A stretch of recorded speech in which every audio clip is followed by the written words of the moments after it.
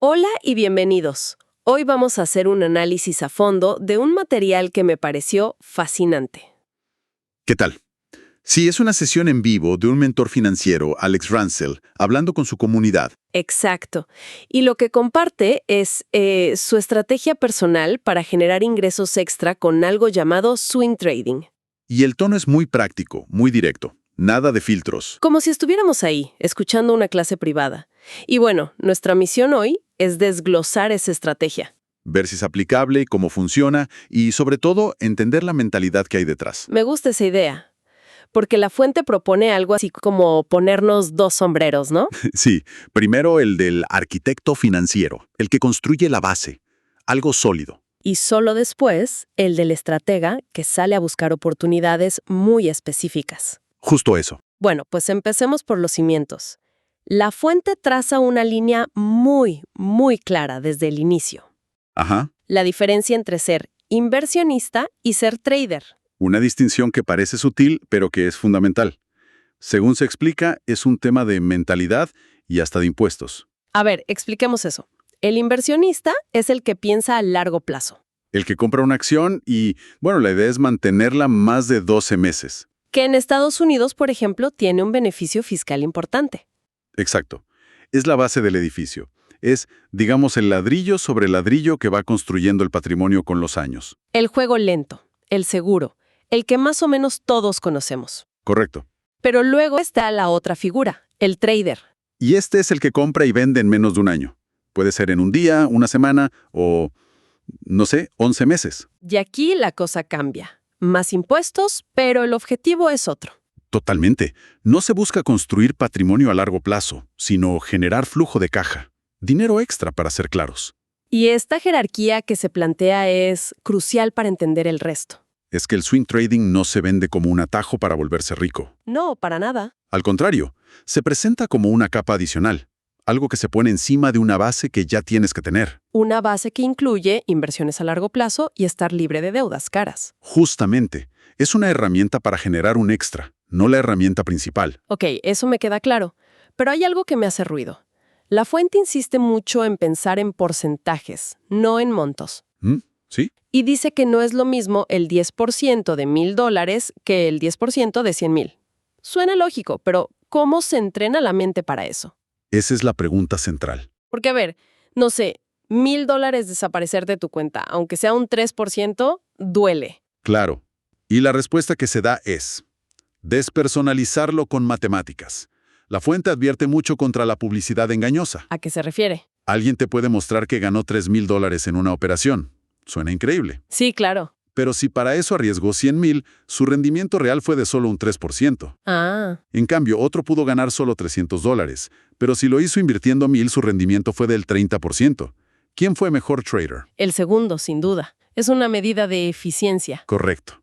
Pensar en porcentajes te ancla en la realidad de tu desempeño. Te protege del ruido, de la emoción y del marketing. Es como el primer paso para dejar de ser un apostador y convertirte en estratega. Diste en el clavo. De acuerdo. Y esa mentalidad nos lleva al corazón de la estrategia, que se basa en buscar un patrón muy específico. Uno que a primera vista asusta. Totalmente. Un gap bajista. Mi instinto me grita que corra en la dirección contraria a algo que está cayendo en picada. Y por eso mismo puede funcionar, porque tu instinto es el de la mayoría. A ver, definamos qué es un gap. Es literalmente un hueco en el gráfico de una acción. Imagina que una acción cierre el lunes a $100 Ok, y el martes, por una mala noticia, abre directamente a 90. Ese espacio entre 100 y 90, donde no hubo operaciones, eso es el gap. es como un salto, una muestra de pánico en el mercado. Exacto. Sigo sin ver por qué querría comprar algo que se acaba de desplomar un 10% de un día para otro. Aquí entra la teoría. La fuente dice que el mercado tiene una especie de memoria y tiende a cerrar o rellenar esos huecos. Y la lógica detrás de eso. Que la reacción inicial, el pánico, suele ser exagerada. Y una vez que, digamos, el polvo se asienta, si la empresa es sólida, los compradores racionales vuelven. Y el precio tiende a regresar a donde estaba antes de la caída. Justamente. Ok, la teoría tiene cierto sentido. Se basa en que el mercado a veces sobrereacciona. ¿Dan algún ejemplo concreto? Sí, uno muy bueno con la acción de Apple, AAPL. Una empresa que todos conocen. Claro, se muestra un momento donde se formó un gap bajista clarísimo, y la fuente calcula que, desde el punto de compra, justo al abrir el hueco, hasta donde se cerraría, O sea, el precio del día anterior. exacto, había una ganancia potencial del 7%. Un 7% es un rendimiento muy, muy bueno. Pero, la pregunta del millón, ¿cuánto tiempo tardó? Y esa es la clave para manejar las expectativas. La fuente es muy honesta en esto. A ver, Tardó 4 meses en cerrarse por completo. 4 meses. Sí, no fue una ganancia instantánea. Se recalca que la paciencia aquí no es negociable. 4 meses. En el mundo del trading eso es una eternidad. ¿Y qué pasa en ese tiempo? El dinero puede incluso bajar más. Aquí es donde se pone interesantísimo. Porque sí, efectivamente, la fuente muestra que, después de comprar, la acción de Apple no subió de inmediato. Ah, no. Al contrario, siguió bajando un poco más antes de darse la vuelta y empezar a subir. Un momento. Eso es lo que da pánico. Compras a 90, esperando que suba 100, y de repente la ves en 85. O en 80. Mi primer instinto, y creo que el de cualquiera, sería vender ya, cortar la pérdida. Y ese es el instinto que esta estrategia busca desafiar. Porque el mentor no lo ve como una pérdida. Ah, ¿no?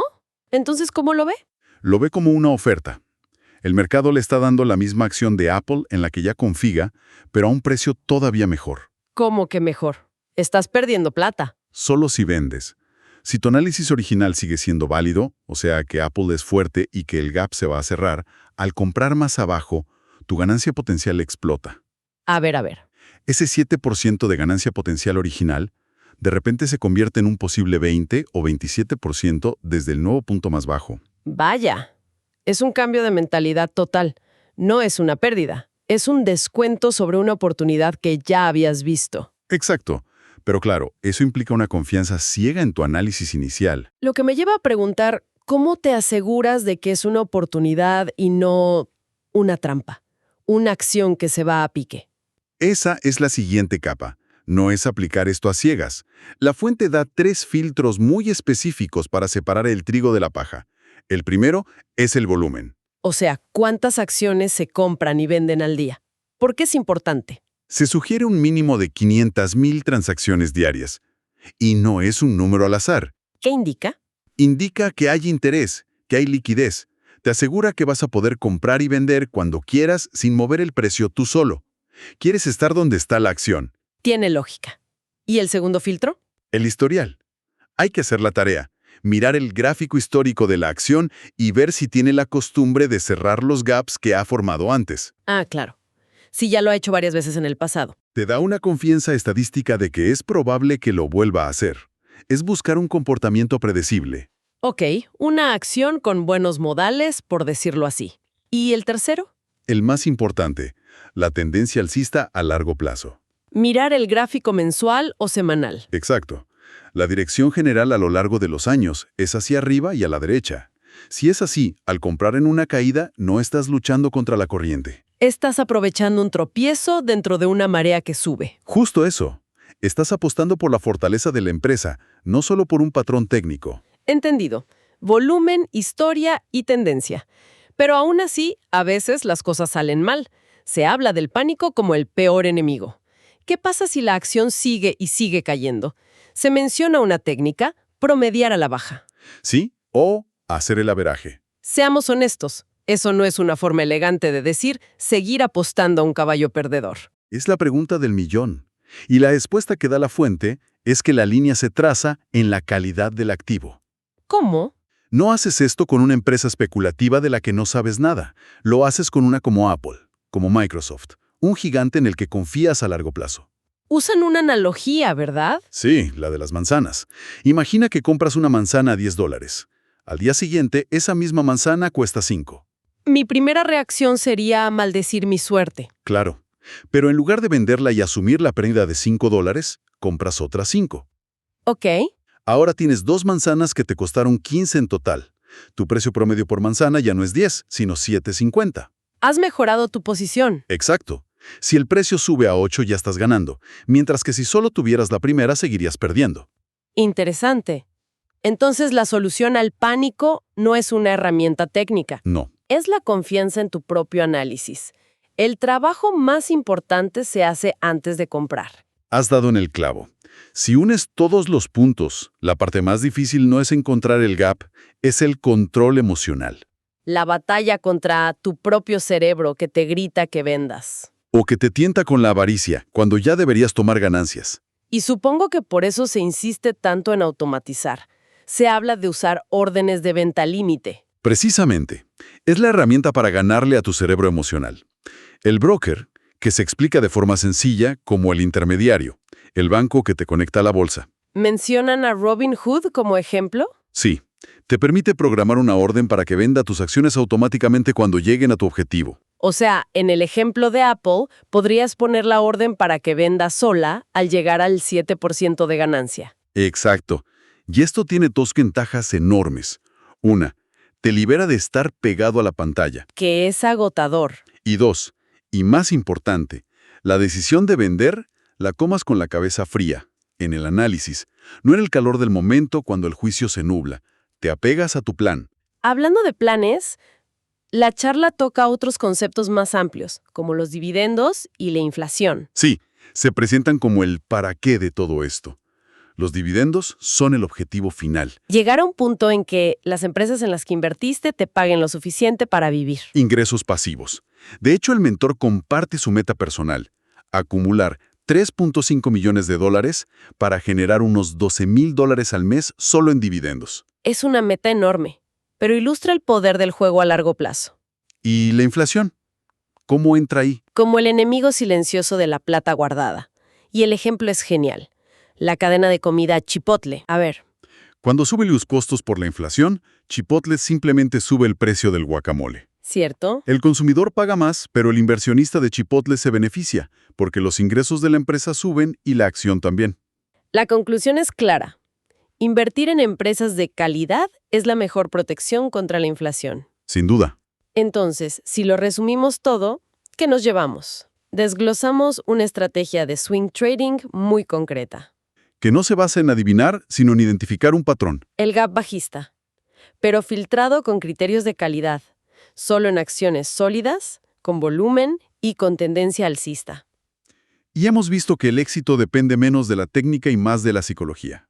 Requiere paciencia para esperar meses Control para no entrar en pánico. y la disciplina para pensar en porcentajes y automatizar las decisiones. Al final, parece que el verdadero trabajo es aprender a confiar en tu análisis y a reinterpretar lo que te dice el mercado. Una caída no es necesariamente una catástrofe. Exacto. Y eso nos deja con una reflexión final, ¿no? Ujú. En el caso de Apple, vimos cómo la acción siguió bajando después de la compra inicial. Cierto, convirtiendo una posible ganancia del 7% en una del 27%. Y eso nos obliga a hacernos una pregunta más profunda. A ver, Si nuestro análisis sobre la calidad de la empresa y el patrón es sólido, ¿la reacción del mercado es alguna vez errónea? ¡oh! ¿O simplemente está presentando un espectro de oportunidades, desde la buena, que era el 7%, hasta la excelente, que era el 27%? ¡Wow! Esto nos invita a reconsiderar nuestra relación con la volatilidad. En lugar de verla como un riesgo que hay que evitar, quizás deberíamos verla como la fuente de las mejores oportunidades, Siempre y cuando... siempre y cuando hayamos hecho la tarea.